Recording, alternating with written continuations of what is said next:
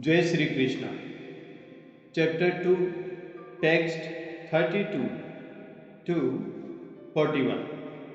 Yadrichaya che upannam swargadwaram apavritam sukhine kshatriya parthulabante yuddham idrisham. Translation.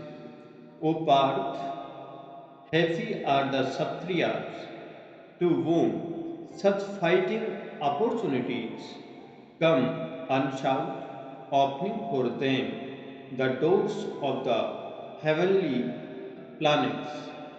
Purport. As supreme teacher of the world, Lord Krishna condemns the attitude of Arjuna, who said, I do not find any good in this fighting. It will cause perpetual habitation in hell. Such statements by Arjuna were due to ignorance only. He wanted to become non violent in the discharge of his specific duty.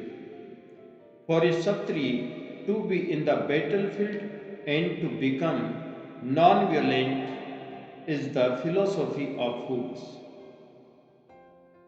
In the Prashad Smriti or religious cards made by Prashad, the great sage and father of Vasudeva, it is stated,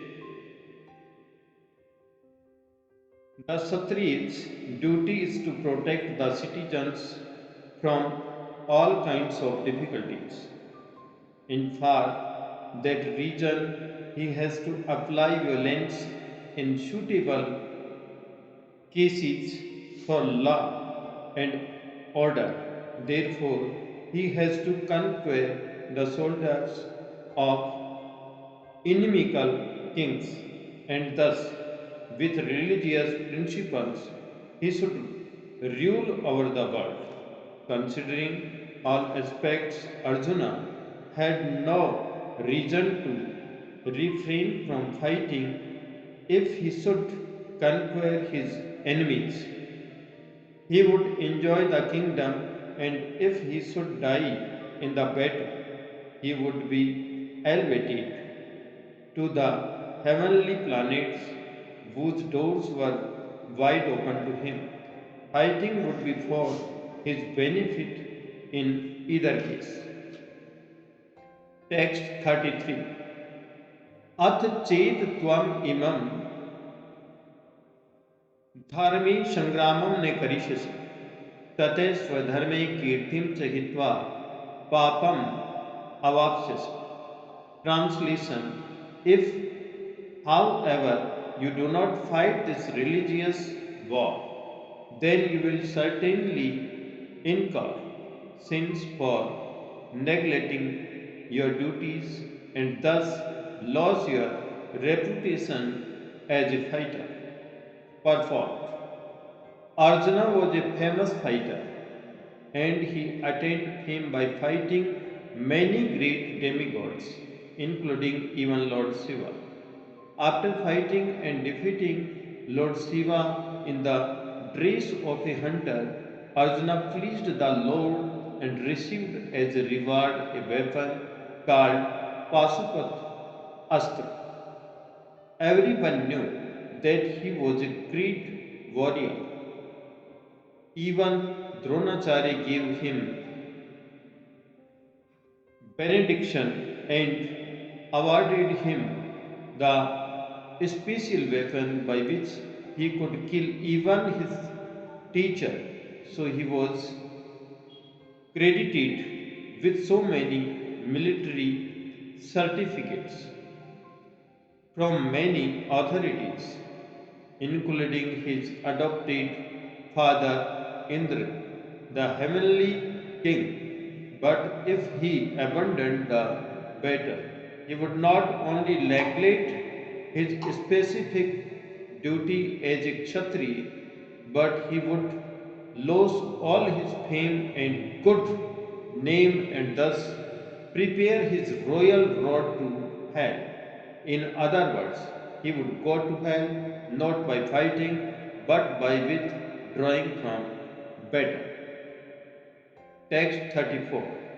Ekirtim che api bhutani कथयिष्यन्ति ते अव्ययम् संभावितस्य चाकीर्ति मरणात् अतिरिच्यते. Translation.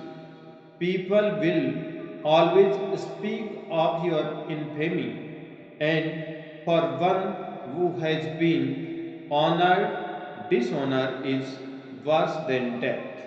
Purport. Both as friend and philosopher to Arjuna, Lord Krishna now gives his final judgment regarding Arjuna's refusal to fight. The Lord sees Arjuna. If you leave the battlefield, people will call you a coward even before your actual fight. And if you think that people may call you head names, but that you will save your life by fleeing the battlefield, then my advice is that you had do better to die in the battle for a respectable man like you. Ill fame is worse than death, so you should not flee for fear of your life. Better to die in the battle. That will save you from the ill fame of missing my friendship and from losing your prestige in society. So the final judgment of the Lord was for Arjuna to die in the battle and not withdraw. Text 35. Bhayat ranat uparatam manchante tvam maharatha येषां च त्वां बहुमतो भूत्वा यास्यसि लाघव. Translation. The great generals who have highly esteemed your name and fame will think that you have left the battlefield out of fear only, and thus they will consider you a coward. Purport. Lord Krishna continued to give his verdict to Arjuna. Do not think that the great generals like Duryodhana, Krishna, Karna, and other contemporaries will think that you have left the battlefield out of compassion for your brothers and grandfather. They will think that you have left out of fear for your life, and thus their high estimation of your personality will go to hell. एवाच्चे वादांश बहून् वदिष्यन्ति तवाहिता निन्दन्तस्तव सामर्थ्यं ततो दुःखतरं नु किम्. Translation.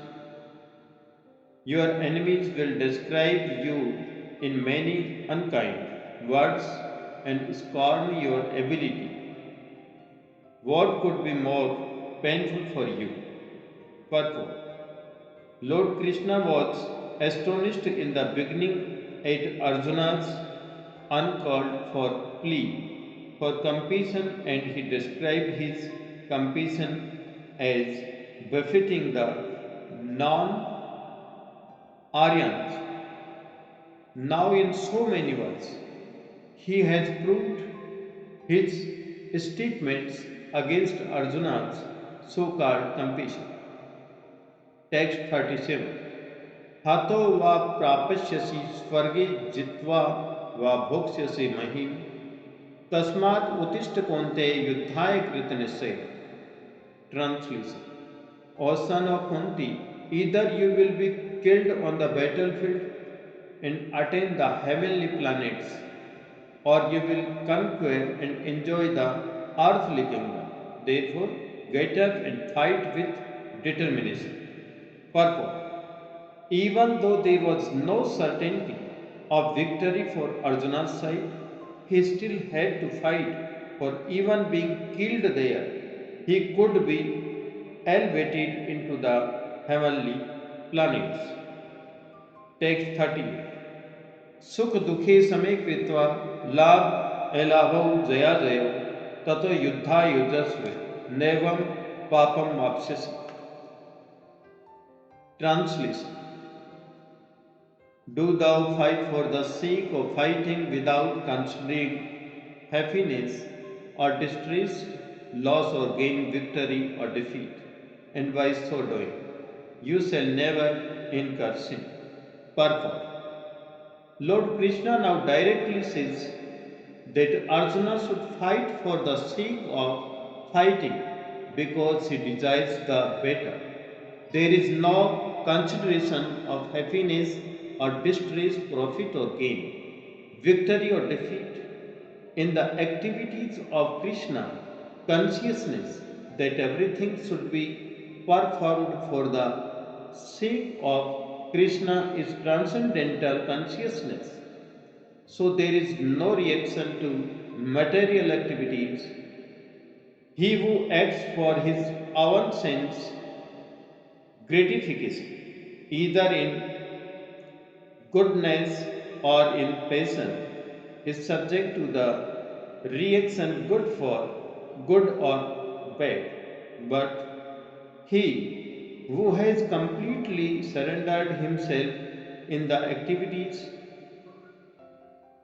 of Krishna, consciousness is no longer obliged to anyone, nor is he a debtor to anyone as one is in the ordinary course of activities. Anyone who has completely surrendered into unto Krishna, Mukund, giving up all other duties, is no longer a debtor, nor is he obliged to anyone, nor the demigods, nor the saints, nor the people in general, nor kinsmen, nor humanity, nor forefathers. That is the indirect hint given by Krishna to Arjuna in this verse, and the matter will be more clearly explained in the following verses. Text 39. ईसा ते अभिहिता सांख्ये बुद्धिर्योगे तु इमाम शृणु बुद्ध्या युक्तो यया पार्थ कर्म बंधम प्रहास्यसि. Translation. Thus far I have declared to you the analytical knowledge of Sankhya philosophy. Now listen to the knowledge of yoga, whereby one works without fruitive result. O son of Pratha, when you act by such intelligence, you can free yourself from the bondage of works. Text 40. न इहे अभिक्रमनाशोऽस्ति प्रत्यवायो न विद्यते स्व अल्पम अपि यस्य धर्मस्य त्रायते महतोभयात्. Translation. In this endeavor there is no loss or diminution, and a little advancement on this path can protect one from the most dangerous type of fear. Text 41. व्यवसायत्मिका बुद्धि एक इह पुरुनंदन बहुशाखा ही अनंताश बुद्धयो अव्यवसायिनाम. Translation. Those who are on this path are resolute in purpose, and their aim is one, or beloved child of the Kurus, the intelligence of those who are irresolute is many branched. Jai Sri Krishna.